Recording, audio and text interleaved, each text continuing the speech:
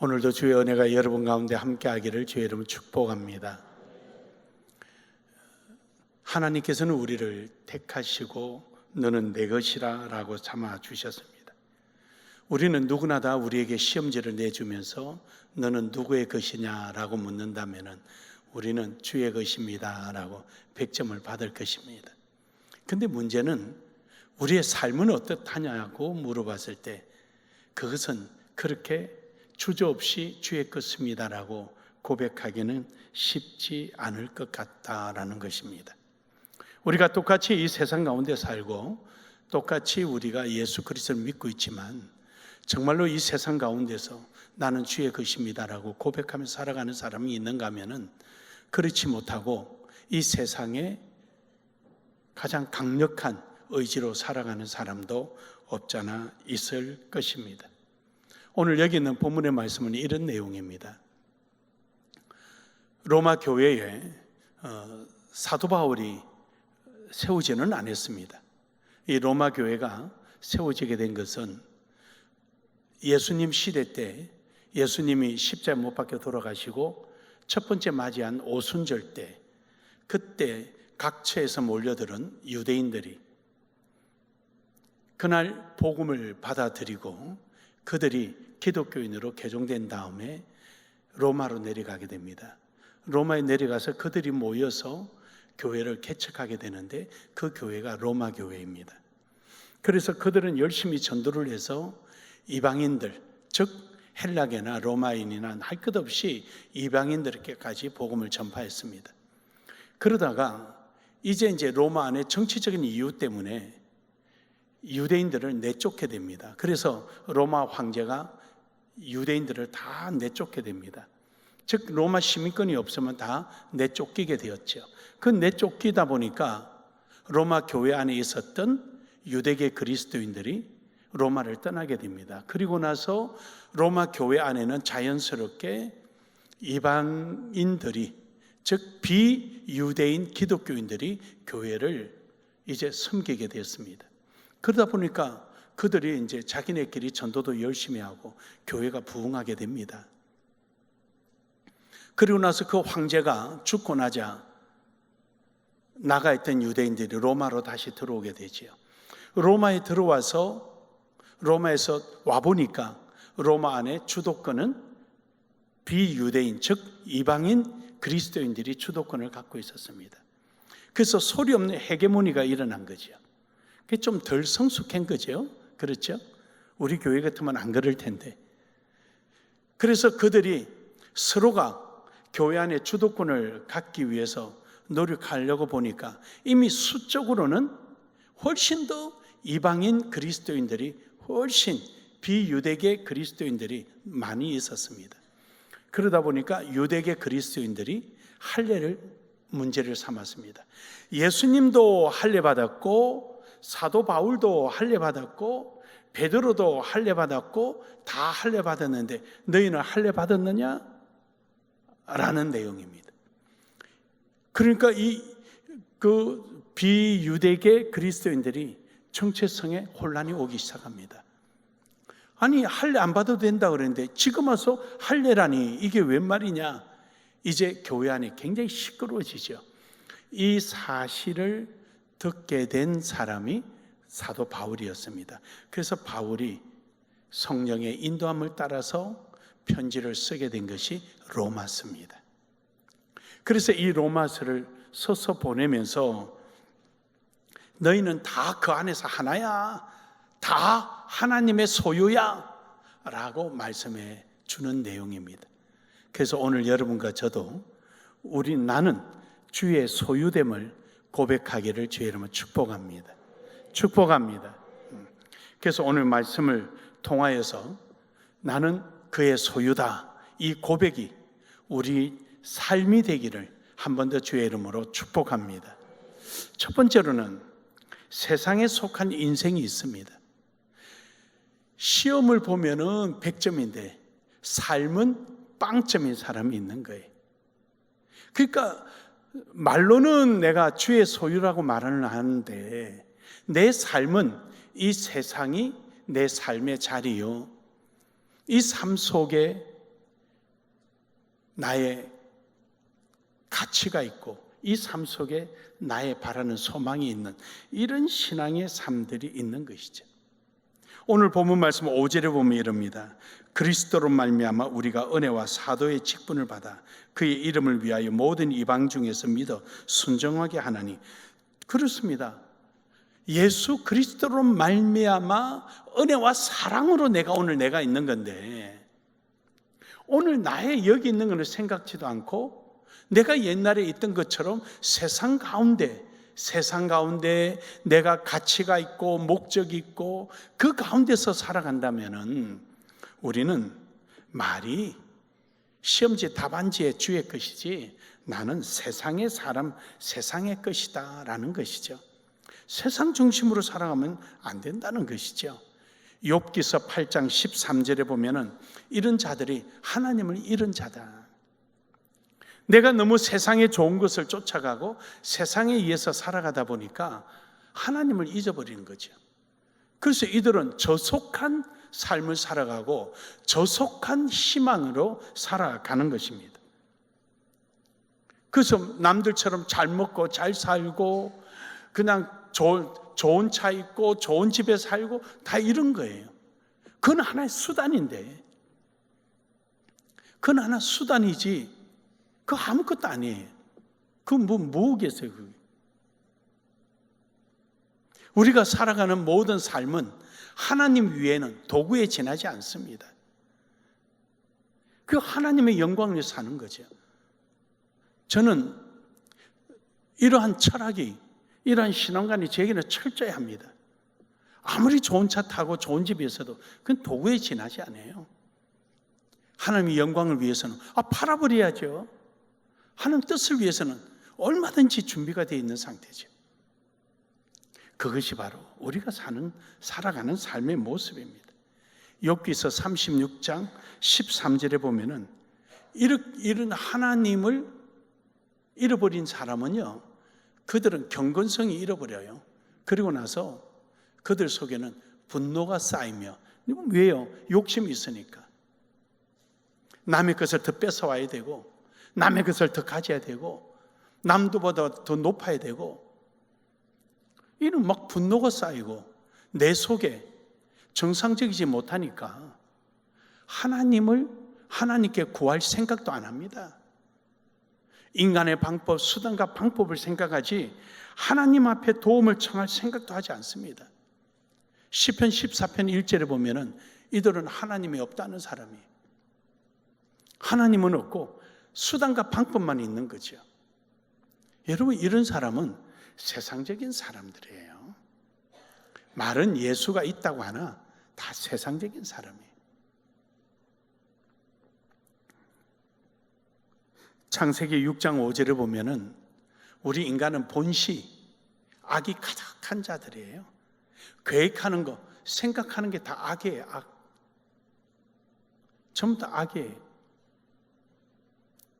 그러니까 이렇게 살아가는 우리가 이제 하나님을 알게 되고 예수를 믿게 되고 하나님 말씀대로 살아가면서 내 속에 있는 악의 자리가 활동하지 못하게 막고 하나님의 뜻을 향하여 살아가는 삶이, 이것이 우리 성화된 모습이에요. 그런데 이 성화는 점점 잃어버리고 경건성은 잃어버리고 내 속에 본시 가지했던 악이 자꾸만 밖으로 나타난다면 우리는 하나님 앞에 인정받지 못하죠. 그래서 우리는 오직 죄만 가득한 거예요. 잠언서 21장 7절에 보면은 행하는 것마다 악한 거예요. 올바른 거 행하기를 싫어해요. 이유는요, 그거에 봐 자기에게 이익이 없어요. 아무 이익이 없는 거예요. 그래서 항상 그들이 하는 얘기는 악한 일만 하는 거죠. 그 악이 어디까지 가느냐? 하나님을 공격하는 데까지 가는 거예요. 사도행전 9장 5절에 보면은 바울이 되기 전에 사울이 기독교인들을 핍박하러 가는 거예요. 그리고 교회를 무너뜨리려고 받아가지고 떠나는 거예요. 그러자 하나님을 만나죠. 네가 왜 그래 나를 핍박하느냐. 근데 그들은요, 강포에서 하나님을 핍박하는지 뭐 하는지도 몰라요. 교회를 핍박하고 하나님을 핍박하고. 미가서 3장 2절에 보면은요, 이들이 어느 정도냐, 악랄하기로는 하나님의 백성을 가죽을 벗기듯이 그 뼈에 살을 뜯어내듯이 괴롭히는 거예요. 그 정도로 악랄한 거죠. 자기 정치적 목적을 위해서, 자기의 기득권을 누리기 위해서. 그런 사람은 하나님이 없는 사람이에요. 정치인들이요, 장로도 있고요, 집사도 있고 권사도 있고 성도도 있고 다 있어요. 근데 그들은,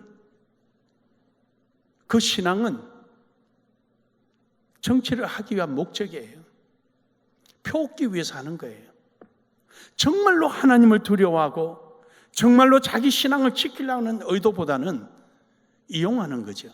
그러니까 정권 잡고 나면은 핍박하고 괴롭히는 거죠. 옛날에 이명박 대통령 시절에 우리가 크게 일어난 일이 있었어요. 뭐냐면은 상가의 교회를 개척할 수가 없다는 거죠. 그리고 교회는 대출을 금지하라는 거예요. 이게 무슨 일입니까? 이건 누가 만들었겠어요? 그 당시에 저희들이 우리가 판단하기로는 큰 교회들이 그렇게, 큰 교회들이. 그래가지고 교회들이 탄원하고 해가지고 만든 것이 99평 미만만 교회를 할 수 있다, 이렇게 법을 제한시켰어요. 그렇죠. 상가 건물에 99평 이상 될 정도면은 다 밖에 큰 건물 얻어서 나가죠. 그렇게 이제 교회도 대출을 다시 허용하게 만드는 거예요. 과학하죠. 여러분, 비기독교인만 그런 게 아니라 기독교 안에도 그런 거예요. 정치인은요, 더 하죠. 차별금지법 만든다고 지금 떵떵거리고 있잖아요. 포괄적 차별금지법. 자기 아들이나 며느리 남자 얻고 사위를 여자 얻으라고 그러지. 왜 그걸 법으로 만드는 거예요, 그걸? 지 아이나 그렇게 얻으라고 그러지. 지 손자는 그렇게 얻으라고 그러지. 그게 말이 되는 겁니까, 이게? 그것도 기독교인이라는 자들이 그런 짓거리를 하고 그렇게 행동해서 되겠냐는 얘기. 저는 그 사람들 천국 못 간다고 봐요. 못 가죠. 교회 핍박 동참죄인데, 그건 악한 사악한 일인데. 가보세요. 저것처럼 껍질 벗기고 뼈에 살을 발려내듯이 할 테니까. 괜히 하십니까, 성경 말씀이? 시편 78편 18절에 보면은요, 왜 그들이 그렇게 하냐? 탐욕 때문에 그래요. 탐욕. 자기 성취욕에 빠지고 권력을 가지려고 그러고 자기를 사랑하는 그 탐욕 때문에 결국은 하나님을 시험하는 거예요. 욥기서 13장 4절에 보면은요, 이들은 거짓말자리예요. 거짓말쟁이고 이들은 자기 판단이 옳은 거예요. 그래서 저기 보면 이러죠. 쓸모없는 의원이니라. 쓸모없는 의원이라는 건 무슨 말이냐면요, 병이 들어서 오니까 병을 보고 처방을 내리는 게 아니라 자기 마음대로, 자기 말이 법이에요. 이거 먹으면 배 나서. 자기가 내리는 처방이 자기 마음대로예요. 그러니까 자기 의중대로, 자기 뜻대로 살아가는 거예요. 이러니 뭐가 있겠어요, 뭐가? 저는 하나님을 두려워하는 자들이 마지막에 고난도 받고 어려움도 당하겠지만, 그러나 그런 자들이 결국은 하나님이 택한 백성이 될 것입니다. 키지를 해서 끝까지 하나님 안으로 들어오는 사람들, 어떤 환경이나 조건 속에서 하나님 안에 매달리는 사람들만이 천국 곳간에 들어갑니다. 우리는 이러한 나눔의 교회가 되기를 주의 이름으로 축복합니다. 로마서 2장 24절에 보면은요, 기록된 바 하나님의 이름이 너희 때문에 이방인 중에 모욕받는도다. 그래요. 그리스도인들도 그리스도인답지 않는 자들 때문에 기독교인들이 욕을 받는 거예요. 이러다 보니까 저 사람 믿는 하나님 안 믿어. 저 사람 천국 가? 아이고, 나 다시 만나기 싫어. 나 천국 안 가고 지옥 갈래. 이렇게 되면 어떻게 되겠습니까? 정말 힘든 얘기죠. 사랑하는 여러분, 여러분 모습 보고 닮아가고자 하는 은혜가 있기를 주의 이름으로 축복합니다. 그러므로 여러분, 우리가 아무리 이 세상에 살아도 세상 중심적인 삶이 아니라 하나님의 중심적인 하나님의 것으로서 살아가기를 주의 이름으로 축복합니다. 두 번째로, 이 세상에 살아도 하나님께 속한 인생이 있습니다. 오늘 본문 말씀 6절에 보면은 너희도 그들 중에 예수 그리스도의 것으로 부름을 입었다. 예수 그리스도의 것으로. 그러니까 내 삶의 가치는 항상 예수 그리스도의 뜻에 의해서 살아가는 거죠. 예수 그리스도의 뜻에 맞춰서 살아가는 거예요. 이것이 우리에게는 굉장히 중요합니다. 그러기 위해서는 우리는 먼저 깨닫는 은혜가 있어야 돼요. 어떤 깨닫는 은혜요? 하나님으로부터 택함을 입었고 하나님을 위하여 내가 부름받았다는 이 사실을 말입니다. 사도행전 2장 37절에 보면은 예수 그리스도를 전하자 그들이 그냥 어찌할 줄 모르고 형제들이여 내가 어찌하여야 할꼬 어찌하면 좋겠냐? 주 예수를 믿으면 되는 겁니다. 주님의 뜻대로 살아가면 되는 것입니다. 할렐루야. 하나님께서는 우리를 깨닫게 하시고 하나님 거로 삼기 위해서 이사야 42장 8절에 보면은 우리를 택하여 불러드렸습니다. 여러분과 제 삶을 세상을 위해서 살아가지 않게끔 불러들여서서 너는 내 것이야. 그리고 내가 원하는 대로 내 방법대로 살아. 이렇게 우리를 불러주신 거예요. 그래서 내 찬송을 우상하게 주지 않고 내 찬송을 세상에 주지 않고 여러분과 제 인생을 하나님의 영광을 위해서 살도록 우리를 불러주신 겁니다. 믿으십니까? 이사야 43장 6절에서 7절에 보면은 그걸 위해서 여러분을 여기서도 부르고 저기서도 각처에서 불러서 이 나눔의 교회로 불러주신 줄 믿습니다. 우리는 항상 이게 떠나지 말아야 돼요. 저도 목사지만 정말로 저는 한 신앙인으로서 전 그렇게 살아가기를 지금까지 그렇게 제 나름대로는 살아왔어요. 제 나름대로는 어떻게 하든지 주의 영광을 위해서 어떻게 하면 주의 뜻이 이루어질 것인가. 좀 죄송한 얘기지만 그 뜻 한번 이야기했지만 이번에도 그 말이 나왔어요. 그 루델 목사님이 거기 있는 목사님들 모여서 회의하면서 우리를 한 번도 실망시킨 적이 없는 분이 이제 자기네끼리는 농담 삼아 그래. 김상윤 주의다 그래. 그래서 다시는 그러지 말으라 그래도 또 그래요. 김스주의, 김스리즘에 의해서 김스리즘은 한 번도 바뀌어본 적이 없다. 그렇게 이야기해서 다시는 그러지만 나는 이단 때문에 안 돼. 그러고 웃었는데 그 모이면 그런 이야기는 이제 하나의 신뢰라는 거죠. 신뢰. 그 지금 옛날에 같이 사역했던 위던킹이 흔들린다 그래요. 그래서 자기네들이 에이젤 외삼촌이 이제 거기에 중심에 있거든요. 여기 신학을 해야 된다. 그러고 자기네들 강력하게 이야기한다고 이야기하기를 그래 가서 이야기하든 말든 나를 만나고 싶다면 내가 갈게. 하지만 내가 가지는 않는다. 그랬더니 아마 목사님이 오면은 너무 좋아할 거다 그러는데 그래 여러분 우리는 도구예요. 도구. 우린 도구.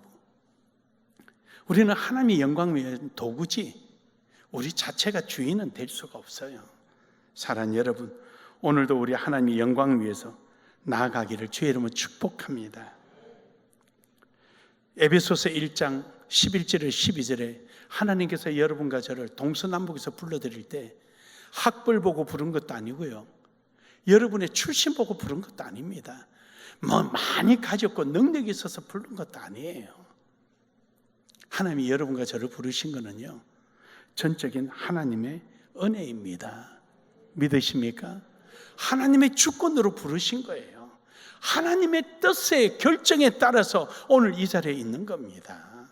그러므로 우리가 하나님께 속한 것에 대해서 더 이상 무슨 말을 하겠습니까? 하나님의 뜻에 의해서 이루셨는데, 로마서 9장 24절에서도 보면은 이 그릇은 우리니 곧 유대인 중에서 뿐만 아니라 이방인 중에서도 부르신 것이라. 여러분과 제 삶 속에 하나님의 감사와 찬양을 담기 위해서 하나님의 도구의 그릇으로 삼으신 거예요. 그래서 하나님 부르신 거예요. 문별이나 출신이나 권력이나 소유 보고 부르신 거 아니에요. 그냥 하나님 부르신 줄 알고 하나님 뜻 안에서 하나님 소유로서 살아간다면 그 속에 하나님께서 다 담아주시는 거예요. 믿으십니까? 사실 그 잔금을 치르고 나니까 이제 조금 남았어요. 조금 남은 거는 지금 하자가 있어서 그거 수리하면은 제가 주려고 그 돈도 준비 다 돼 있습니다.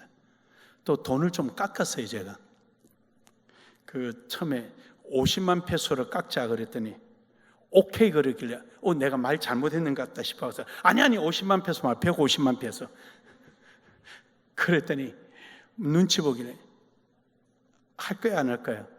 그러면 150만 페소 돈 만들 때까지 오늘 돈 못 줘. 나 가져갔다 다 만들어서 가져올게. 그랬더니 해준다 그래요. 150만 페소 깎았어요.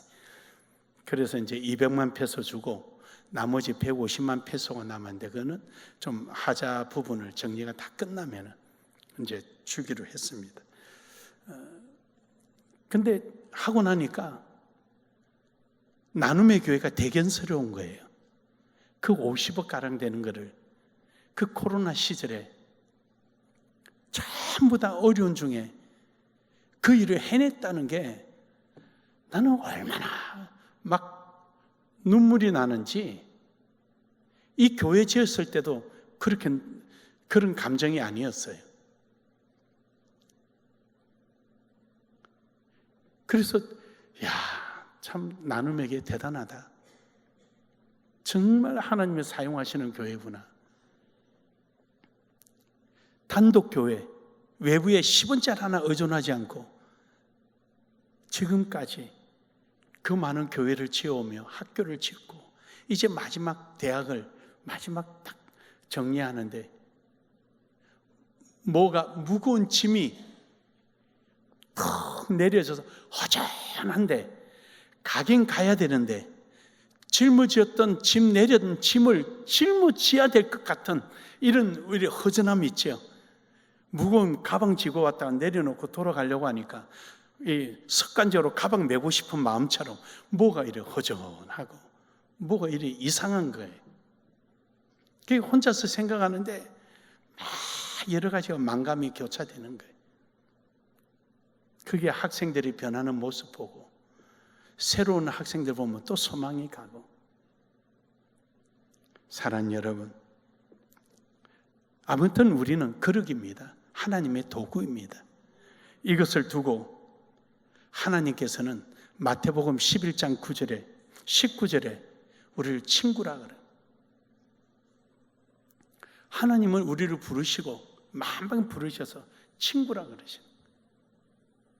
제가 중학교 1학년 딱 들어가서 옆에 김호용이라는 애가 지금 미국에 사는데 걔가 이제 키도 조그만하고 나랑 바로 내 옆에 짝꿍인데 우리 집에 놀러 왔어요. 놀러 왔는데 아버님한테 아버지 우리 반 옆에 있는 저랑 제일 친한 친구입니다. 이러니까 친구? 이런데 이제 제가 받는 인상이 내가 무슨 말을 잘못했나? 친구입니다. 그러니까 그러고 나서 이제 놀다 가라 그러고 이제 가고 난 다음에 저녁 먹기 전에 아버님 부르는 거예요. 상윤아, 너에게 친구는 이 애비밖에 없다. 너의 친구는 이 애비고 애비의 친구는 너다. 부모의 친구는 아들이고 아들의 친구는 애비다. 친구는 목숨과 바꾸는 사이를 친구란다. 다음부터 어른들에게 네 반 아이를 소개할 때는 친구라 하지 말고 동무라 하라. 그때 제가 충격을 받았습니다. 아, 친구는 이런 사이구나. 예수님이 우리를 위하여 목숨을 내어주신 줄 믿습니다. 우리도 예수님의 친구가 되기를 주의 이름으로 축복합니다. 저는 친구가 동무고 동무가 친구인 줄 알았는데 저는 중학교 1학년 때 알았습니다. 친구는 목숨을 나눈 사이랍니다. 사랑하는 여러분, 예수님께 누가 오늘 이 자리에 예수님의 친구는 누굽니까? 그러면 예수님은 그침없이 나눔의 교회 이러실 겁니다. 왜냐? 핏값으로 사셨으니까. 오늘 여러분에게 여러분의 친구가 누구냐고 물으면 여러분도 예수님이라고 고백하기를 주의 이름으로 축복합니다. 갈라디아서 6장 20절에 보면은 예수님은 우리를 이렇게 말합니다. 값으로 쌌다. 그리고 자랑할 것은 바로 십자가 위에는 없다. 사도 바울이 자랑할 것은 십자가 위에밖에 없다. 그렇습니다, 여러분.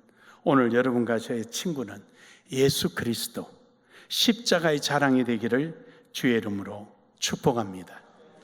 마지막 세 번째로는 이 세상에 살아가면서 하나님께 속한 사람은 삶이 감사와 찬양으로 이어지는 겁니다. 어떤 환경 속에서도 감사와 찬양을 잃지 않습니다. 오늘 본문 말씀 7절에 그러잖아요. 로마에서 하나님의 사랑을 사심을 받고 성도로 부르심을 받은 모든 자에게 하나님 우리 아버지와 주 예수 그리스도로부터 은혜와 평강이 있기를 원하노라. 하나님을 찬양하고 높이고 기쁨이 있고 그 사랑에 고백이 있는 이런 삶이 이루어지는 것입니다. 그 삶이 바로 고린도전서 10장 31절에 하나님에 대한 영광입니다. 무엇을 먹든지 마시든지 영광. 영광이란 단어는 상당하게 포괄적 의미를 갖고 있죠. 십자가도 영광이고 부활도 영광이고 오늘 나의 존재도 영광이고 주를 찬양할 수 있는 것도 영광이고 주님의 은혜를 깨달은 것도 영광이고 감사할 이유도 영광이고 영광이란 건 많은 포괄적 의미를 갖고 있죠. 하지만 오늘 여기서 영광을 지정하는 것은 하나님의 뜻대로 살아가는 삶을 말하는 것입니다. 빌립보서 1장 10절에 보면은요, 너희로 지극히 선한 것을 분별하며, 그렇습니다, 여러분. 오늘 우리가 진정한 영광된 삶이라는 것은 이 세상 가운데서 맞이하는 환경과 조건 속에 구분 지을 줄 아는, 옳고 그름을 분별할 줄 아는 지혜로움이 우리 속에 있어야 하는 것입니다. 아무리 이 세상적으로 좋고 가치가 있고 많은 사람에게 박수를 받아도 하나님의 뜻이 아니면 가감하게 버릴 줄 아는 사람이 돼야 되는 거예요. 그래서 지극히 선한 것을 여러분, 지극히라는 말을 하나의 형상화한다면 어떻겠습니까? 정말로 이 세상적으로 가치 있고 세상적으로 자랑할 만한 것들이 많이 내 앞에 있는데 그것을 전부 다 헤집고 들어가서 정말로 조그만한 하나님이 원하는 그 조그만한 형체 그 하나를 찾아 나오기까지 그 과정을 지극히라고 표현을 할 수 있는 겁니다. 전 낱말을 형상화하자면 그렇다는 거예요. 얼마나 많은 유혹이 있겠습니까? 이것을 하나의 소설로 만들어 놓은 게 있죠. 철로 역경이라는 거예요. 그 많은 유혹, 그 많은 권력, 그 많은 위협, 이 모든 것을 다 이겨내고 마지막 종착지에 하나님이 원하시는 그 선한 것, 그 하나를 찾기 위해서 모든 것을 포기하고 이겨내는 모습, 이것이 지극히라는 낱말 속에 다 들어가 있는 겁니다. 사랑하는 여러분, 오늘도 우리의 삶 속에 이러한 환경 속에서도 우리가 흔들리지 않고 나아가기를 주의 이름으로 축복합니다. 사도행전 24장 16절에 보면은 이것을 양심 내 양심에 끄리낌이 없어야 되는, 이 윤리라 그래요. 철학에서는 이걸 윤리라 그래요. 내 신념을 윤리라 그래요. 도덕은 신념과 내 행위가 일치될 때 그걸 도덕이라 그래요. 그걸 성문화하거나 법률화하지 않더라도 그 모든 사람이 보편적으로 이해할 수 있는 내용이죠. 그러니까 나는 주의 것입니다 라고 종이에 그 마음이 신념화되어야 된다. 신념화. 그 신념화되어서 그것이 행동에 옮겨질 때 내 양심에 끄리낌이 없는 거죠. 그런데 그것이 잘못되어 있거나 그 신념대로 행동하지 않는다면 양심에 끄리낌이 있어서 어떻게 하겠습니까? 로마서 11장 36절에 보면은 이는 만물이 주에게서 오고 주로 말미암아 주에게로 돌아갑니다. 그에게 영광이 세세 있을지어다. 그렇습니다. 시작과 끝이 주의 것이에요. 원인과 결과가 주의 것이에요.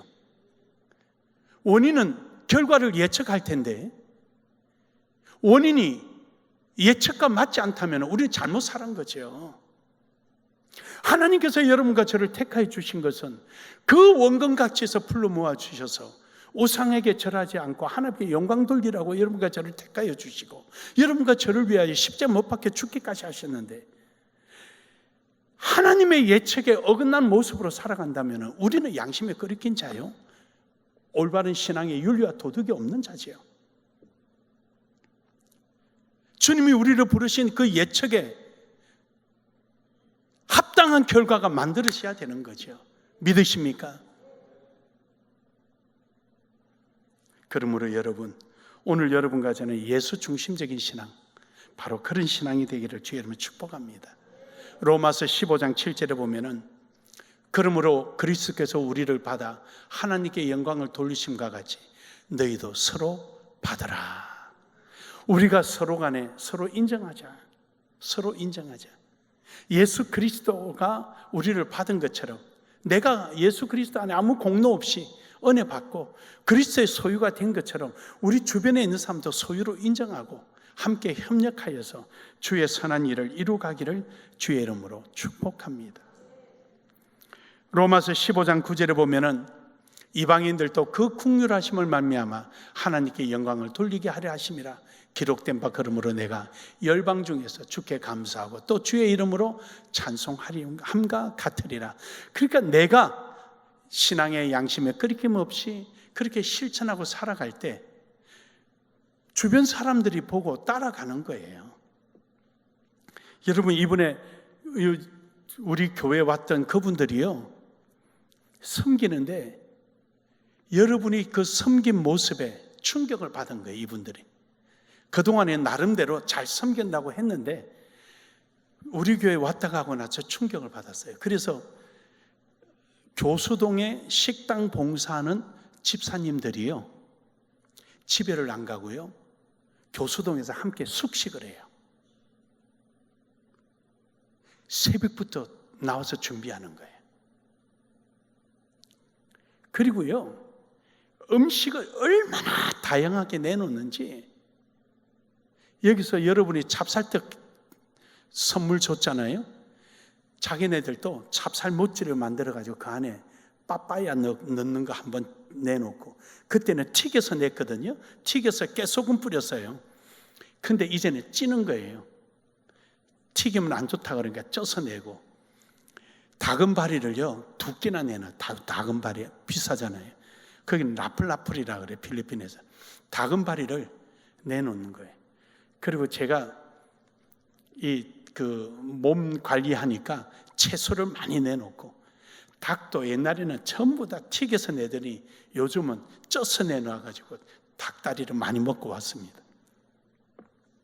변화가 일어나는 거예요. 내가 너무 이뻐가지고요, 내년 11월 달에 비행기 티켓까지 다 대줄 테니까 한국 들어와라. 내가 또 섬길게. 그래가 고함 소리가 나고 막 야단이 난 거예요.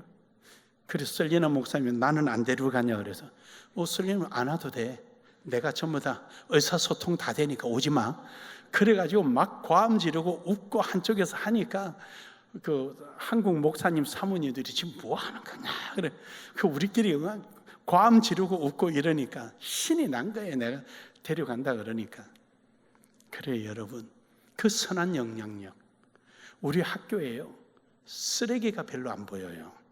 학생들이 먹고요 버리고, 필리핀 사람들은 아무데나 버리는데 우린 그게 없어요.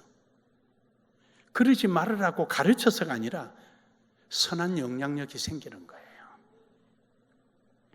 그 큰 학교에 직원이 하나도 없다는 게 대단하지 않습니까?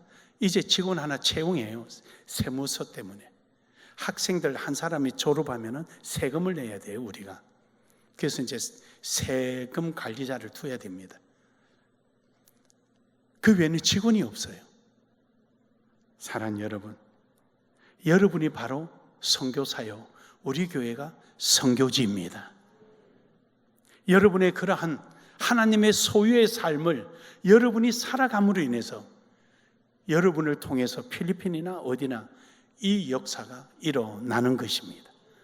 사랑하는 여러분, 우리는 주로부터 왔고 주에 의해서 선택받았고 주에 의하여 오늘 주의 뜻을 행하는 거룩입니다.